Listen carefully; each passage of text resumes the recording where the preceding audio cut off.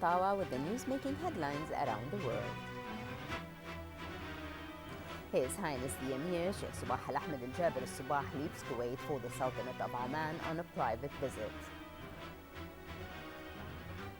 Kuwait and Bahrain sign a number of agreements and memos at the end of their joint committee meetings in Manama.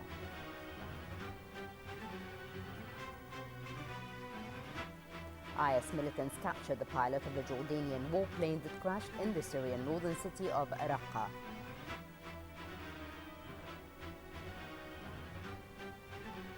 And at least 63 people, including women and children, are killed by suspected separatist rebels in India's Assam state.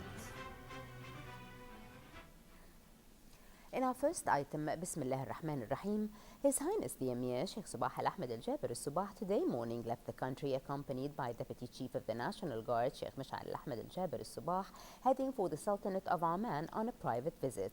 His Highness the Emir was seen off at the airport by His Highness the Deputy Emir and Crown Prince Sheikh Nawaf Al Ahmed Al Jaber Al Sabah, His Highness Sheikh Nasser Al Mohammed Al Ahmed Al Sabah, First Deputy Premier and Foreign Minister Sheikh Sabah Al Khalid Al Hamid Al Sabah, as well as ministers.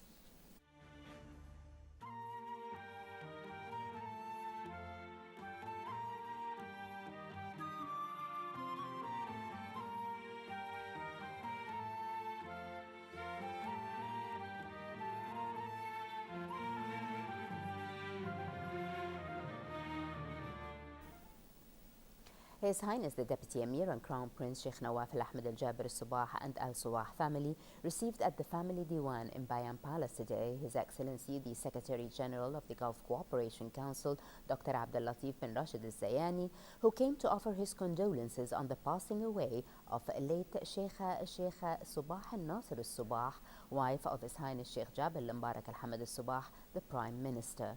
May her soul rest in peace.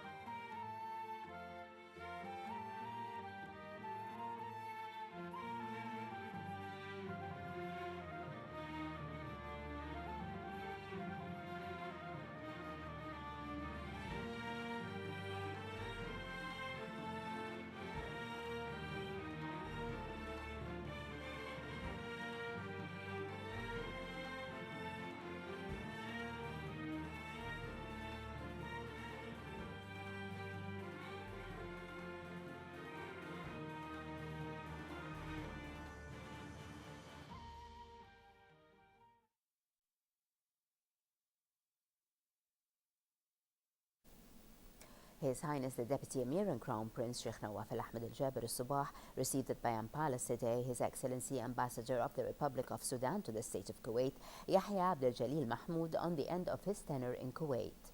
The meeting was attended by His Excellency Undersecretary of His Highness the Crown Prince Dewan for Protocols and Ceremonies, Sheikh Mbarak Subah Al Salim Lahmoud Al Sabah.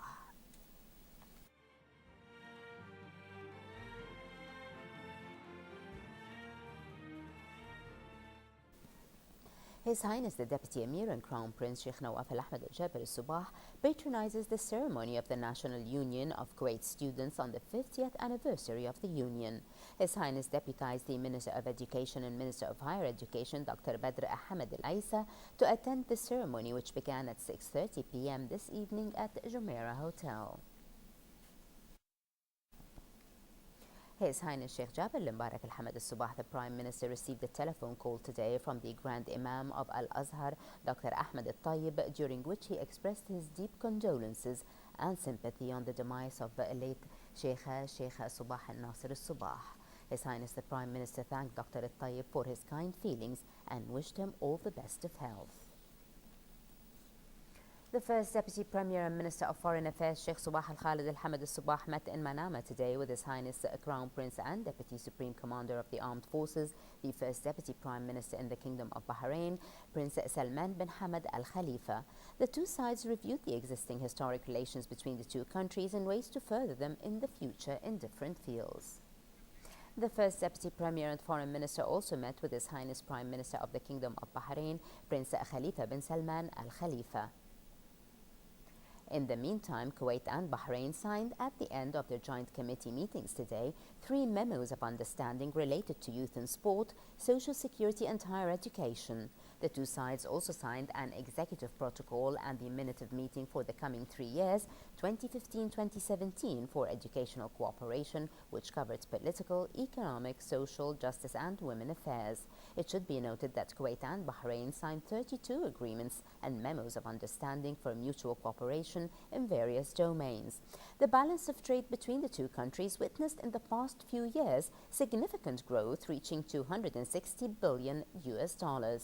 Kuwaiti investment in Bahrain totaled 665 million Kuwaiti dinars, that's equivalent to $3.4 billion. President Mahmoud Abbas said the Palestinian Authority will cut ties with the Israeli government if a draft resolution presented last week to the UN fails to pass. More with Majlou Haidi from Gaza. Palestinian President Mahmoud Abbas said that legal and political decisions will be necessary if a draft resolution presented to the UN fails to pass. Abbas also threatened to cut all kinds of ties with Israel. His statement came in a press conference in Algeria, where the president stressed that in case of failure, Israel should be obliged to assume its responsibilities as an occupier. Fatah movement will continue its support to Abu Mazen. We also hope Arab countries stand with us in our bid at the United Nations. The occupation should understand that Palestinian people will not give up their right of an independent state and leadership.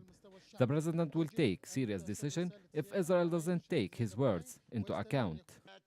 A week ago, Palestinians presented a draft resolution to the UN Security Council. The resolution sets a 12-month deadline for wrapping up negotiations on a final settlement. It also includes a time frame for ending the occupation in 2017. The international community must take the declarations by President Mahmoud Abbas as a serious statement, because the Palestinian leadership is fed up with the Israeli occupation and also frustrated with the inability of the international community to put an end to the Israeli occupation and its aggression against the Palestinian people. And I think it's about time that the international community intervenes and support the Palestinian resolutions at the UN Security Council. According to Palestinian leadership, a final deal would pave the way to the creation of a Palestinian state with Jerusalem as a shared capital. But Israel and US reject Palestinians' initiative, calling for a guaranteed peace deal before any talks on a Palestinian state. The conflict is an easy option, and the battle towards independence and justice will take long time, especially in the absence of a clear political settlement between Israelis and Palestinians.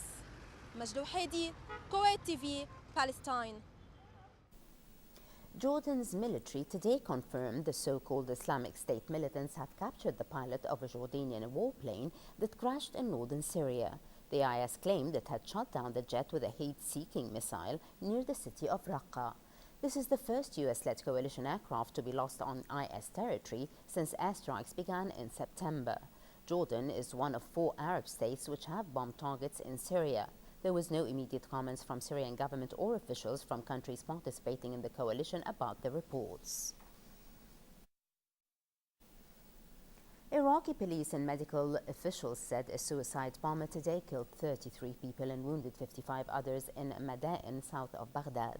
The official said the bomber blew himself up near a line of pro-government fighters waiting for their salaries, adding that they expected the toll to rise. The dead were mostly pro-government fighters but included at least 3 soldiers. Officials added that the attacker was wearing an Iraqi army uniform and an explosive vest. Officials today said at least 63 people were killed in northeastern India when rebels launched coordinated attacks on tribal settlers in Assam state. Police said many of those killed were women and children. The killings took place in 5 attacks late Tuesday, targeting tribal settlers known as Adivasi, who migrated to Assam more than 100 years ago. Assam's chief minister said rebels belonging to a faction of the National Democratic Front of Bodoland were behind the massacre. Bodo rebels have been fighting for a separate homeland for for their indigenous tribe, which makes up 10% of Assam's 33 million people. Following the attacks, angry protesters surrounded a police station in the area and attempted to attack the officers inside, but the police opened fire and killed 3 of them.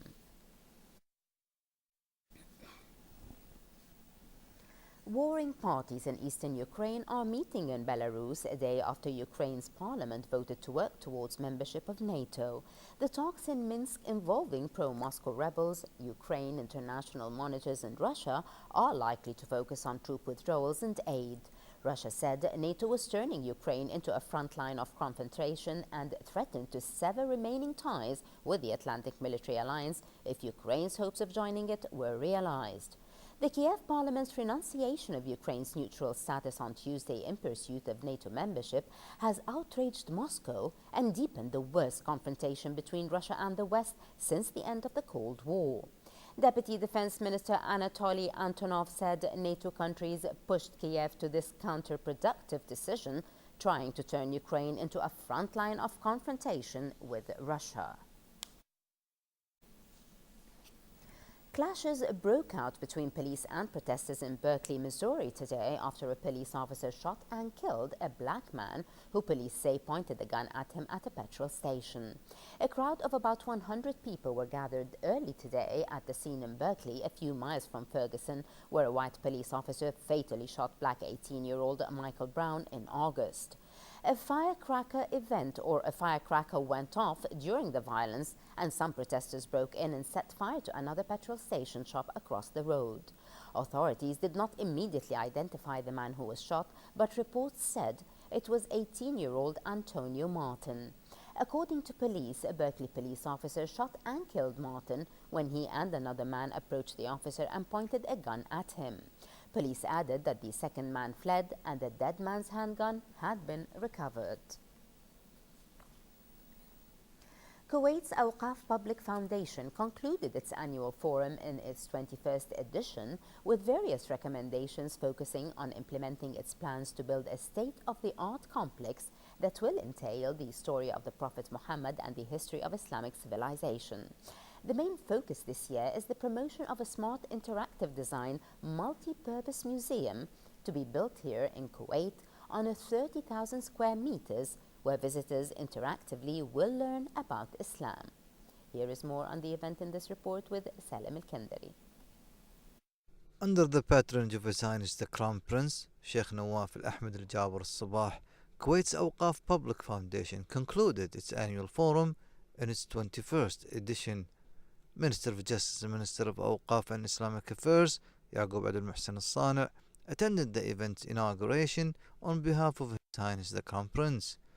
The Foundation's Secretary General Dr. Abdul Muhsin Al-Khrafi assured that the blueprint of the project is underway. I'm very happy this night, as I was very happy last morning when we opened the 21st anniversary of Al-Aman Al-Amal Awqaf Kuwait Public Awqaf Foundation, in which we choose a theme for each meeting, for each anniversary.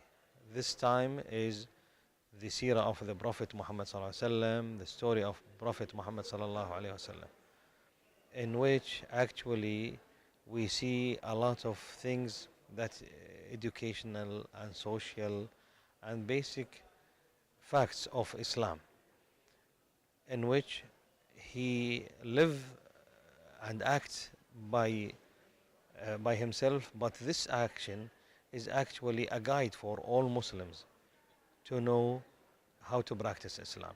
The Seerah project is a wonderful, wonderful way of being able to express the story of the life of the Prophet, peace be upon him, and to share that to the whole world in full and deep respect, but understanding using modern technologies and a new museum and learning facility based here in Kuwait, funded and supported by the Awqaf Committee, and a fantastic vision for the future. Once the project is finished, visitors will be able to enjoy a new touristic informative complex that will add to their knowledge more information in a new fashion about the Prophet Muhammad and also the history of Islamic civilization. This was the conclusion of the Awqaf Forum for this year in its 21st edition. The focus this year was on building a new architecture, a new building that will entail the story of the Prophet Muhammad, praise and peace be upon him, and also the history of the Islamic civilization. From Raya Hall, this is Salim Kandiri reporting for the English News. In a final item, we move to the local financial news, where the three main indices of Kuwait Stock Exchange closed with slight gains by the end of trading today, with the price index rising by almost 43 points to reach 6,546.73 points. The KSX 15 index also put on 2.58 points and settled at the level of 1,081.88 points. The weight index gained 1.47 points to close at 443.51 points. For a chance to see our reports again, please visit our YouTube channel at MOI Kuwait News. Well, with that, we conclude our news bulletin. Thank you for joining us. Have a pleasant time. I'm Maham Tawa. Before we go, we remind you once again of our main top stories. Have a pleasant time and good night. His Highness the Emir Sheikh Sabah Al Ahmed Al Jaber Al Sabah leaves Kuwait for the Sultanate of Oman on a private visit. Kuwait and Bahrain sign a number of agreements and memos at the end of their joint committee meetings in Manama.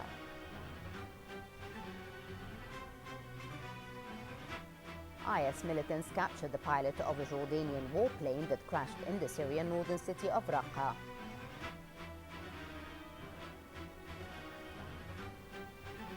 And at least 63 people, including women and children, are killed by suspected separatist rebels in India's Assam state.